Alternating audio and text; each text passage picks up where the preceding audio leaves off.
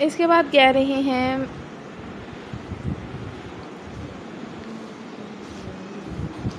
سجدے کے مستحبات اور مکروہات۔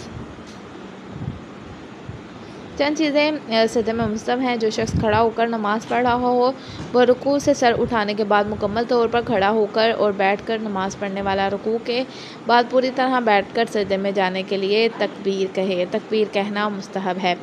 پھر کہہ رہے ہیں کہ سجدے میں جاتے وقت مرد پہلے اپنی ہتھیلیاں اور عورتیں اپنے پہلے گھٹنے رکھیں۔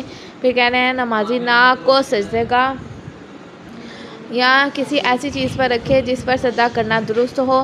نمازی سجدے کی حالت میں ہاتھ کی انگلیوں کو ملا کر کانوں کے پاس اس طرح رکھے کہ ان کے سرے قبلے رو ہوں۔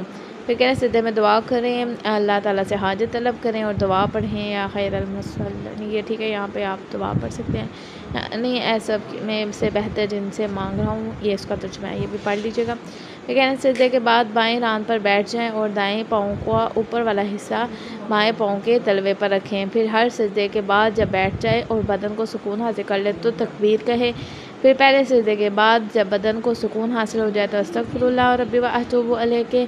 پھر سجدہ زیادہ دیر تک انجام دے اور بیٹھنے کے وقت ہاتھوں کو رانوں پر رکھے۔ پھر کہہ رہے ہیں کہ دوسرے سجدے میں جانے کے لیے بدن کے سکون کی حالت میں اللہ اکبر کہے اور سجدوں میں درود پڑھے۔ سجدے میں قیام کے لیے اٹھتے وقت پہلے گھٹنوں اور ان کے بعد دونوں ہاتھوں میں زمین پر رکھے۔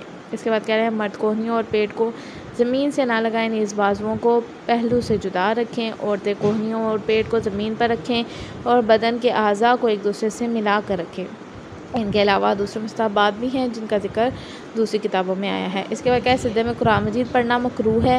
سجدے کی جگہ کو گرد و غبار جھاڑ کے لیے پھونک مارنا بھی مکروہ ہے، بلکہ اگر پھونک مارنے کی وجہ سے دو حرف بھی منہ سے عمدن نکل جائیں تو احتیاط واجب کی بنا پر نماز باطل ہو جاتی ہے، اور اس کے علاوہ مکروہات کا ذکر بھی مفصل کتابوں میں آیا ہے۔ یہاں تک کہ آپ لوگوں کا درس ہوگا، اگر